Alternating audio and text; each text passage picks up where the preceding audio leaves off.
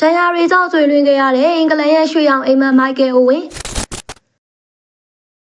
2000ပြည့်နှစ်ဝန်းကျင်ကာလတွေမှာအင်္ဂလန်ဘောလုံးလောကရဲ့တောက်ပဆုံးကျဲပွင့်တဝူဖြစ်ခဲ့တဲ့မိုက်ကယ်အိုဝင်ဟာလီဗာပူးအသင်းနဲ့အတူလူငယ်ဘဝကတည်းကထူးခြားပြောင်မြောက်တဲ့ခြေစွမ်းတွေကိုပြသနိုင်ခဲ့သူဖြစ်ပါတယ်။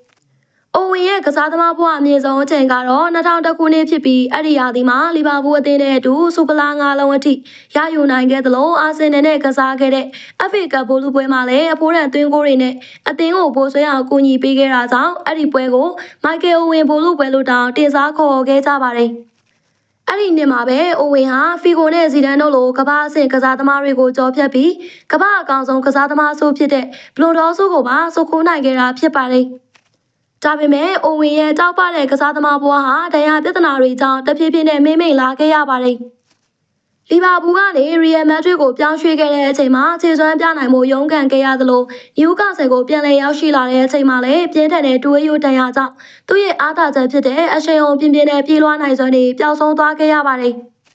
အိုဝင်ကိုယ်တိုင်ကလည်းသူ့ရဲ့ကစားသမားဘဝနောက်ဆုံးနှစ်တွေမှာတရားရမှာကိုကြောက်ရွံ့နေခဲ့ရပြီးအရင်လိုလွတ်လွတ်လပ်လပ်မပြေးနိုင်တော့တာကြောင့်ဘောလုံးကစားရတာကိုစိတ်ကုန်လာတဲ့အထိဖြစ်ခဲ့ရတယ်လို့ဝန်ခံခဲ့ပူပါတယ်။သူ့ရဲ့ကစားသမားဘဝနောက်ဆုံးပိုင်းမှာမန်ချက်စတာယူနိုက်တက်ကိုအလွတ်ပြောင်းရွှေ့ခြင်းနဲ့ရောက်ရှိလာခဲ့ပြီးမန်ချက်စတာဒါဘီပွဲစဉ်မှာအနိုင်ကိုသွင်းယူပေးတာမျိုးတွေရှိခဲ့ပေမဲ့အရင်လိုလင်းမြန်ဖြတ်လက်တဲ့တိုက်စစ်မှုတအူးမဟုတ်တော့ပဲ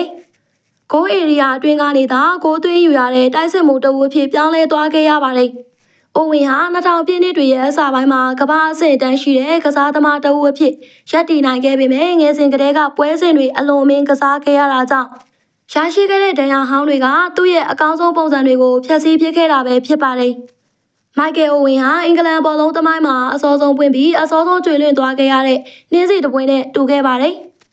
အကယ်၍သာသူဟာတရားပြဿနာတွေနဲ့မကြုံတွေ့ခဲ့ရဘူးဆိုရင်သူ့ရဲ့ကစားသမားဘဝဟာအခုထက်ပိုပြီးဘလောက်တောင်အမကန်ဖြစ်နေမလဲဆိုတာကတော့ဘောလုံးပရိသတ်တွေအတွက်အမြဲတမ်းနှမျောတသားဖြစ်စရာအပြေမရှိတဲ့ဗဟေတီတစ်ခုဖြစ်တာကြံ့ရင်နေတော့မှာဖြစ်ပါတယ်။